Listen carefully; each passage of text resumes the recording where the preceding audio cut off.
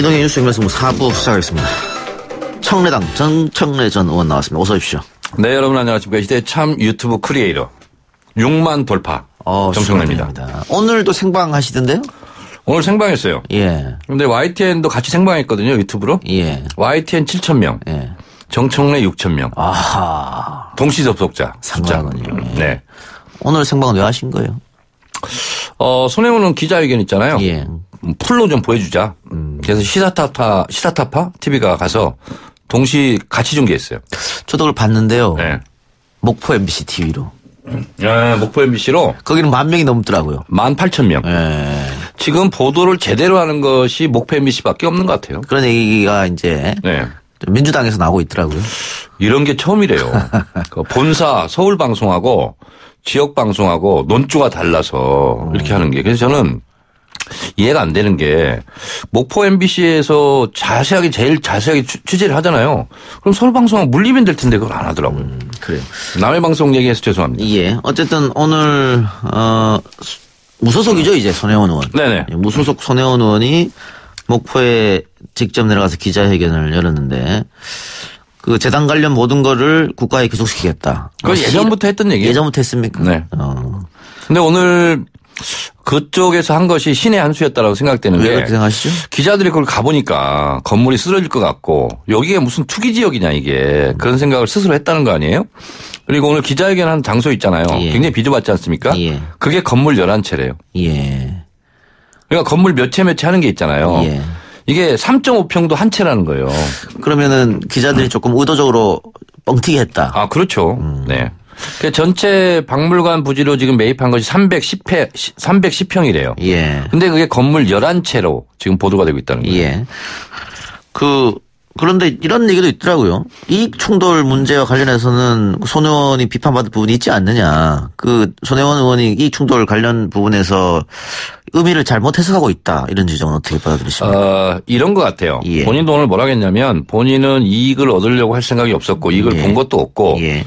또 박물관을 낮은 층이 오늘 100억 원어치 정도 된다고 그랬어요. 예. 그것도 국가에다 헌납한다고 하는데 예. 내가 무슨 이익을 보겠냐. 예. 이런 게 이제 손혜원 의원의 이제 설명이었는데 예.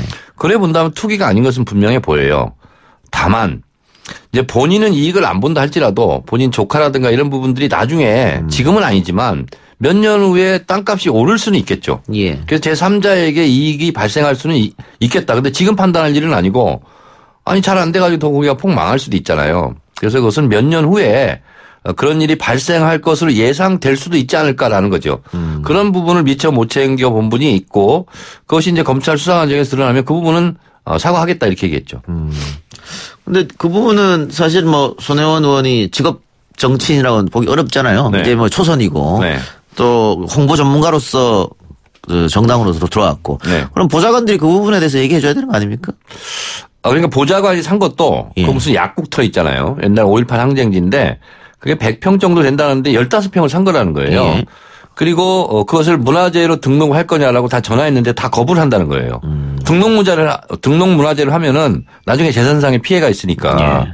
근데 이제 보좌관만 얘기를 했다는 거죠. 그래서 현재 스코어는 어떤 이익이 발생한 건 아닌 것 같아요. 근데 나중에 5년 10년 후에는 발생할 가능성은 배제할 수 없죠. 근데 어쨌든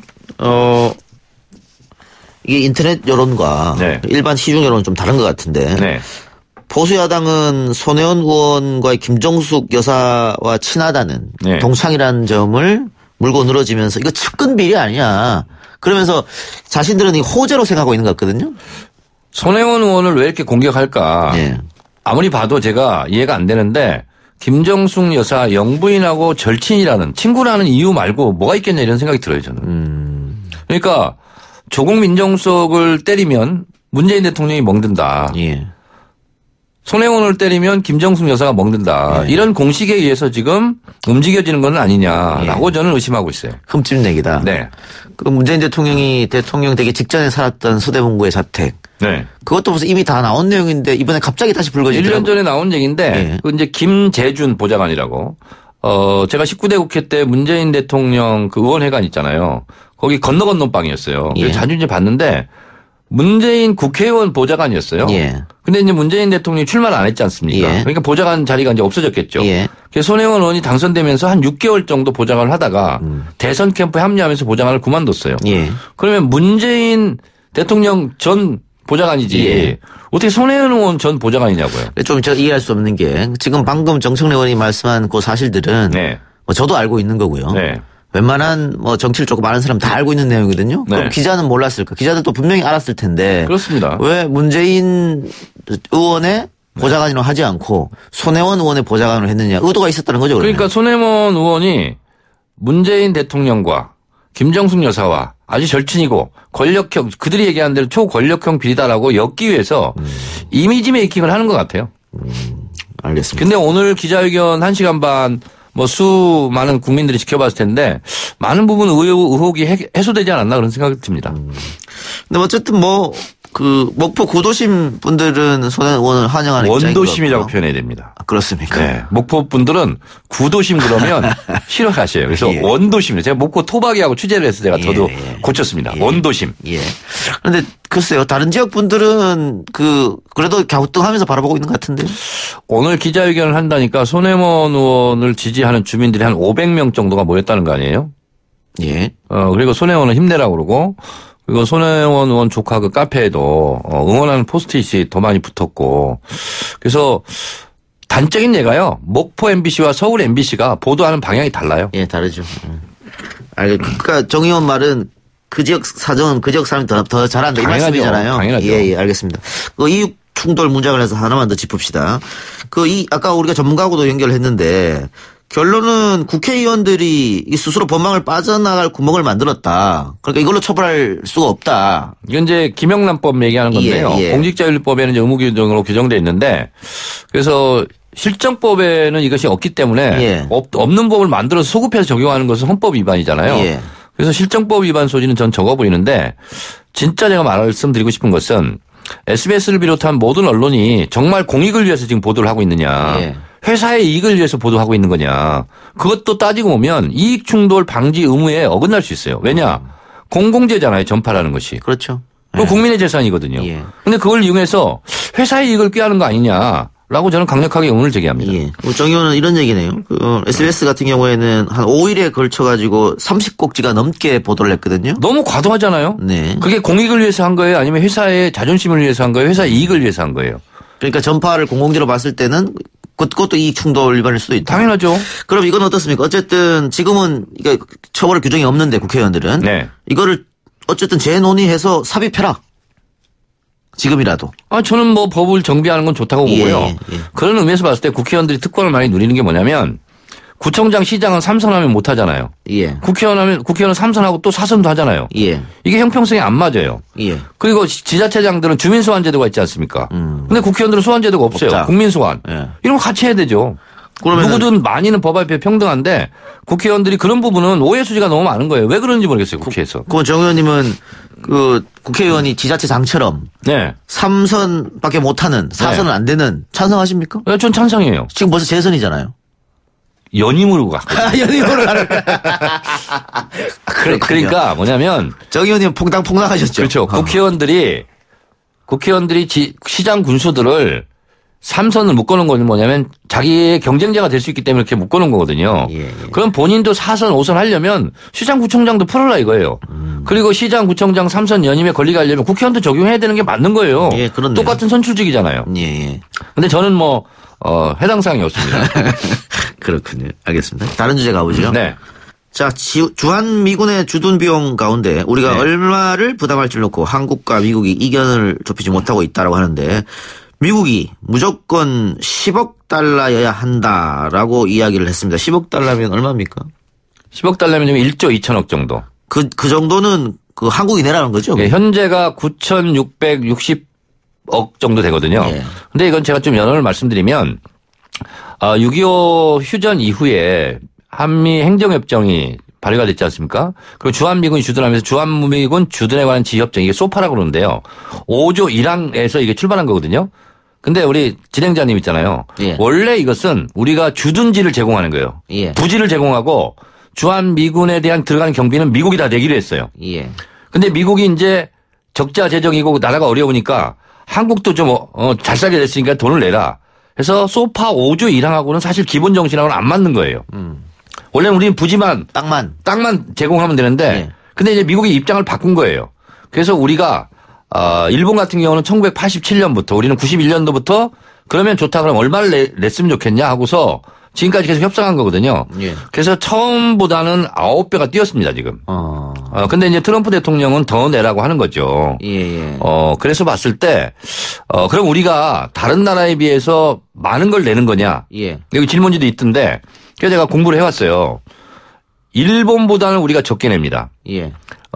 우리가 주한 미군 주둔 경비 전체 중에서 우리가 50% 정도를 지금 내고 있어요. 네. 약 1조 정도. 근데 일본은 75%를 부담하고 있고요. 독일 등 나토 같은 경우는 30% 정도를 부담하고 있더라고요. 그러니까 우리가 중간 정도 되는 거예요. 네. 근데 직접 지원도 있습니다만 네. 간접 지원도 있잖아요. 아까 얘기한 토지를 그러니까 토지 이용 이런 거 있잖아요. 우리가 토지 임대료 안 받잖아요. 예. 그러니까 우리가 실제로 내는 것은 무조건 1조 이상 되는 거예요. 그러니까 거기다가 기지 주변 정비 금액도 있을 거고요. 카투사 지원 금액도 있을 거고. 그렇게 하면은 이미 우리가 너무 많은 돈을 지불하고 있다. 자, 근데 미국에서 또 할 얘기가는 있어요. 뭐냐면 우리가 예를 들어서 1조를 주한미군 분담금을 내잖아요. 그중에서 90% 정도는 국내에 투자되는 거예요, 다.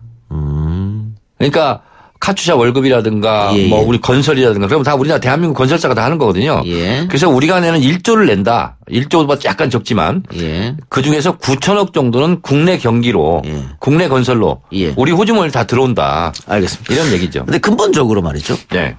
그러면은 미군이 한국에 주둔하는 거 한국의 이익을 한국의 안보만을 위해서 주둔하는 것이냐. 이 근본적인 의문이 있잖아요. 그건 아니죠. 예. 네, 그러니까 미국의 동북아의 패권 때문에 사실은 들어오는 거고 예. 그다음에 이제 순수한 의미로 대한민국을 지켜준다 이런 게 있는데 남북 관계가 잘 되고 평화협정으로 가면 주한미군이 철수하는 거냐. 그렇지 않고요. 그리고 북한은 이미 주한미군 주둔해라라고 얘기하고 있고 왜 북한이 그럼 이렇게 나왔을까. 91년 유엔에 남북한 동시가입하면서 유엔상을 보면 북한과 남한이 국가예요, 국가. 근데 독일이 통일 과정 속에서 영국과 프랑스가 독일 통일이 되면 커지니까 반대했을 거 아니에요. 예. 그때 독일에서 미국에게 우리 도와달라 하면서 독일의 미군이 제일 많이 가 있거든요. 지금 4만 5천 명이고 우리는 2만 8천 명이거든요. 예. 그래서 독일에 계속 주한미군이 머물러 달라. 이런 얘기는 유럽에서 미국의 패권을 인정하겠다는 독일의 설득이 있었고요. 그래서 미국이 도와줬기 때문에 독일이 통일할 수 있었거든요. 그런 의미에서 본다면 우리가 남과 북이 잘 지내는 데 있어서는 주한미군이 균형자적 역할을 할 수 있겠다. 그래서 주한미군 철수는 북한도 반대하지 않습니다. 예. 그러니까 거기다가 네. 지금 미국 입장에서는 중국도 견제해야 되는데. 그렇습니다. 그렇다면은 일본 주둔보다 한국 주둔 훨씬 나을 테고 사드 문제도 그래서 발생한 거 아니겠어요? 네. 그러니까 미국도 자신들의 이익이 있으니까 주둔하는 건데 그렇다면 미국도 조금 더 많이 내야 되는 거 아니냐. 그러니까 트럼프 대통령이 이렇게 생각하는 것 같아요. 한국이 돈을 낸다고는 하지만 그게 90% 이상은 또 한국으로 귀속이 되지 않느냐. 그래서 비용적 측면에서 굉장히 접근하고 있고요. 이런 거죠. 지금 2만 8천 명인데 그럼 우리가 한 6천 명 우리 감축시키겠다. 이렇게 되면 또 한국의 또 보수 야당 이런 데 또 난리가 날 거 아니겠습니까? 그래서 주한미군 방위비 분담 협상은 우리가 의릴 수밖에 없어요. 그렇군요. 그리고 북미 정상회담, 남북 정상회담, 한미 정상회담 과정 속에서 또 트럼프의 심기를 건드려서는 안 되잖아요. 그래서 이것은 인상이 불가피한데 다만 인상 폭이죠. 그러니까 우리 정부는 지금 1조 원 이상 우리 돈으로 1조 원 이상은 안 된다. 그게 이제 협상 카드고요. 제가 봤을 때는 미국이 얘기하는 1조 5천억과 우리가 주장하는 1조 중간 1조 2, 3천억 정도로 타협을 보지 않을까 저는 그렇게 관측합니다. 그게 10억 달러네요. 지금의 환율로 계산한다면 그렇죠? 그 정도에서 그러면은 협상이 될 것이다. 그런데 이제 중요한 게 뭐냐 국회의 역할인데요. 제가 외통위를 해보지 않았습니까? 그러면 주한미군 분담금을 올린다 그러면 국회에서 통과를 해야 돼요. 예. 그래서 이것은 국회 외통위에서 강력하게 반대를 해야 우리 협상력이 높아지는 겁니다. 그래서 국회 의결 사항입니다. 이거 외통위 상임위부터. 그런데 우리 정부가 올려주겠다고 하면 뭐 여당에서는 정부가 하는 일이니까 찬성할 테고 야당도 미국 눈치 봐서 찬성할 거고. 그랬어야 했던 거예요. 그래서 그렇게 될 것 같은데. 예. 그래서 이 문제는 제가 쭉 전문가들 의견을 봤는데 올려주는 게 능사는 아니지만 올려줄 수밖에 없는 없다. 입장이지 않겠느냐. 이런 겁니다. 그리고 미국 같은 경우는 예를 들면 한미 연합 군사훈련을 중지한다거나 연기한다거나 미국의 전략 자산 있지 않습니까? B1, 뭐 B52 뭐 이런 거. 그럼 미국은 돈이 들어간다는 거예요. 그러니까 그것까지 내라는 게 트럼프의 기본 생각이에요. 근데 어쨌든 그 대한민국의 뭐 진보주의자들 같은 경우에는 이거 줄여야 된다. 우리가 트럼프한테 너무 끌려가는 거 아니야. 분명히 또 이렇게 반대할 거란 말이죠. 근데 계속 내가 기회 있을 때마다 얘기하지만 국제관계는요. 논리와 합리, 이성이 없어요. 오로지 힘관계예요. 그래서 어떤 전문가들은 이거 완전 조폭관계다 이렇게 얘기해요. 그래서 힘 있는 나라와 힘 없는 나라의 협상은 항상 갑을관계일 수밖에 없겠다. 이런 생각이 들고 특히 우리는 지금 전략적으로 이건 전술적으로 아니라 전략적으로 고민해야 되는데 어쨌든 트럼프 대통령이 심지어는 뭐 재선을 하는 것이 우리 남북 한반도 평화에 좋다고 생각하지 않습니까? 그래서 트럼프 대통령 심기를 어지럽혀가면서 그럴 필요가 없다. 네, 그럴 필요는 없는 문제 같다. 자극할 필요 없다. 네. 그러니까 사실 트럼프 대통령이 어디로 튈 줄 모르는 사람이기 그렇습니다. 때문에 정말로 그러면 미군 감축이다. 뭐 이렇게 카드를 나올 수도 있으니까. 예를 들면 나 그러면 평화협정 나 싫어 이렇게 할 수도 있잖아. 근데 아까 그 정 의원이 북한도 미군 철수는 반대할 것이라고 했잖아요. 네, 그건 91년도부터 북한의 입장입니다. 근데 중국은 원할 것 같거든요. 오히려 중국이 미군 철수하는 문제에 대해서 혹은 감축하는 문제에 대해서. 중국 같은 경우는 겉으로 이것을 주한미군 철수와 뭐 유지에 대해서 입장을 표명한 적이 없는데 어쨌든 평화협정으로 가는 것을 중국이 지지한다면 평화협정으로 가는 데 있어서 주한미군이 철수하는 것이 걸림돌이 된다면 중국도 묵인하지 않을까 그런 생각을 합니다. 일본 얘기 해볼까요? 네. 그 초계기 레이더 문제 있지 않습니까? 네. 우리 정부에게 사과를 요구했어요. 그래서 국방부가 뭐 반박하기도 했고 했었는데 이것이 또 한일 관계에 또 다른 앙금이 되지 않느냐. 저는 그냥 국내 정치용인 것 같아요. 아베 국내 정치용이고 그동안은 북한을 때려서 아베 지지 세력을 결집했는데 지금 이제 북한을 때릴 수도 없어요. 본인들도 정상회담 해야 되고 막 그렇게 되니까. 그러니까 이제 이런 문제를 일부러 트러블을 만드는 것 같아요. 그러면서 본인의 우파 지지 세력을 결집하려고 하는 다분히 국내 정치용이다. 네. 그러면은 국내 정치용이라면 우리가 여기에 끌려다닐 필요는 없겠네요. 그렇습니다. 아니 그리고 본인들이 그 무슨 초계음인가 있잖아요. 18초짜리. 그거 뭐 구분도 안 가는 걸 틀고서 이게 바로 증거다 그래 놓고 우리 더 이상 한국이 뭐라 하든 대응하지 않겠다. 그래 놓고 또 사과해라 이렇게 얘기하는 거잖아요. 아니 무슨 아무리 일본이지만 그래도 국가 아니에요. 국가에서 하는 일이 왜 이 모양인지 모르겠어요. 그 비건과 최선희가 스웨덴에서 만났습니까? 네, 스웨덴 스톡홀름에서 만났는데 오늘 폼페이오가 아주 좋은 말을 했어요.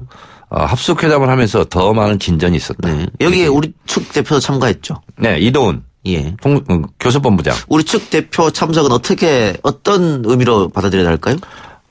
우리가 이제 중재자, 촉진자 뭐 이런 역할을 한다고 그러니까 가서 뭐 양쪽을 중재하는 역할을 했을 거라고 보는데 더 코미디 같은 일은 일본도 갔어요.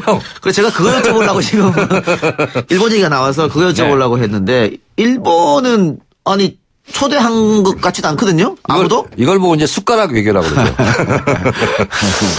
아니 저는 그게 코미디 같더라고요. 그럼 일본은 왜 갔느냐? 이것도 국내 정치입니까? 그러겠죠. 우리도 손 놓고 있지 않다 하는 것을 일본 자국 국민들에게 보여줄 필요가 있었겠죠. 이런 걸 보고 쇼라고 그러죠. 그 일본 패싱 이런 얘기가 또 나올 테니까. 그러니까요. 우리도 끼워달라. 보자고요. 트럼프 대통령이 당선되자마자 제일 먼저 날아간 게 일본 아베 수상이에요. 그리고 선물 보따리 들고 갔잖아요. 근데 아베가 요구하는 대로 지금 트럼프 대통령이 들어주지도 않아요, 지금. 그러니까 본인들은 기분이 울적하겠죠. 그러면은 요 협상 안에는 못 끼는 거 아니에요? 못 끼는 거죠. 못 끼는 거고. 그러면 미국의 얘기를 듣겠다는 거예요? 그러니까 이제 협상이 어떻게 됐습니까? 뭐 이런 겁니까? 뭐 그냥 기동량 하나 간 것 같아요, 제가 봤을 때. 그거 그냥 뭐 통지문을 받든가 전화로 물어보면 되는데. 근데 이거는 보안이죠. 극비죠, 극비. 그래서 날아갔다. 그렇죠. 미국과 북한이 어떻게 협상했는지는 정상회담 이후에 발표하는 걸 가지고 결과물로 난 건데 중간에 이거 세는 것은 극비의 보안이 세는 거죠. 그렇게 극비라면은 일본한테 안 가르쳐 줄 것 같기도 안 한데. 가르쳐 주죠. 왜 가르쳐 줍니까? 그러니까 김영철 부위원장 있잖아요. 미국 트럼프 대통령 만나고 중국 베이징에 도착했잖아요. 예. 근데 이제 고려 항공을 타고 가려면 하루 있다 가야 된대요. 예. 그 동안에도 중국 사람들 안 만난다는 거 아니에요. 예. 물어볼까 봐. 예. 혹시 셀까 봐. 예. 그래요. 계속 일본 얘기를 하고 있습니다만 제가 일본 얘기를 한 이유는 오늘 일본 초계기가 또 위협 비행을 했다고 해서 이거는 조금 너무 심한 거 아니냐 그러면은 아무리 국내 정치라고 우리가 받아들인다고 하더라도 원래 일본은 예. 군대를 가지면 안 돼요. 그렇죠. 근데 그걸 헌법을 바꾸려는 거 아니겠어요? 그렇죠. 이 행위 자체가 일본 헌법 위반이에요. 그런데 그 일본이 그 미국에게 계속해서 뭐 저렇게 하는 이유가 결국은 미국의 도움을 받아서 그러니까 군대를 다시 어린애들이요 만들고, 시선 예. 집중하려고 말질하잖아요. 예. 괜히 엄마가 안 쳐다보고 있으면 예. 뭐 밥그릇 같은 거 없고 막 그러잖아요. 그런 것처럼 일본도 그런 것 같아 내가 느낌이 보면. 물론 국내 정치용이 첫 번째겠지. 예. 그 북미 정상회담은 2월 말일쯤이라고 이제 얘기가 됐는데 날짜가 잡혔을까요? 어떻게 보십니까? 날짜를 픽스 확정해서 발표하지 않은 이유는 예. 아직까지 실무회담으로 정리할 것이 있다라는 예. 뜻이죠. 예. 네, 그러면 실무회담으로 정리할 게 더 많다는 것은 더 큰 진전이 있을 수 있다. 그래서 예를 들면 평양과 워싱턴에 연락사무소를 개설한다. 금강산을 푼다. 예. 뭐 이런 거 있지 않습니까? 예. 이런 구체적인 가시적인 성과를 내려면 좀 더 협상을 많이 해봐야 되지 않겠습니까? 예. 저는 외교사에 있어서 합숙회담을 하는 경우 처음 봤어요. 그래서 굉장히 저는 긍정적인 결과가 나올 것 같아요. 핵심은 북한에서 요구했던 상응 조치잖아요. 네.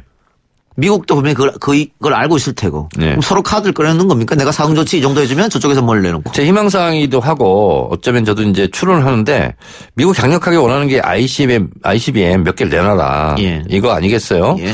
그리고 이제 김정은 위원장이 신년사에서 얘기했던 금강산과 개성 예. 이걸 조건 없이 열자. 예. 그런 부분 속에서 어느 정도 타협점이 마련되고 예. 그 기분 좋게 타협하면 좋다 그러면 우리 평양과 워싱턴에 연락사무소 설치하자. 그리고 우리 상주하자. 뭐 이런 게 나오지 않을까라는 생각을 합니다. 제가 이 방송을 통해서 정청래 의원과 지금 한 10개월, 8개월째 코너를 하고 있는 것 같은데. 네. 제가 많이 배운 것 같습니다. 왜요? 제가 다른 방송에서 방금 하신 말을 똑같이 했거든요. 아, 그랬어요? 예. 이렇게 될 것이라고. 아. 감사합니다. 저희 이런 걸 많이 늘려주셔가지고. 아, 그렇습니까? 예. 네. 예. 오늘 방송은 여기서 마치는데 예고 하나 해드리겠습니다. 26일 토요일입니다. 오후 4시 YTN 1층 공개홀에서 이동희 뉴스정면 승부 공개방송이 있으니까 여러분들 많은 참석하시고요. 주차도 가능합니다. 지하주차장 이용하시면 되니까 많은 참석 부탁드리겠습니다. 화려한 멤버들이 출연을. 누구 나옵니까? 지금 여기서 다 말 못합니다. 예, 하여튼. 예. 이동형 외에 예. 특별한 게스트들. 예, 맞습니다. 네. 기대해서 많이 오시기 바랍니다. 오늘 수고하셨습니다. 네, 고맙습니다.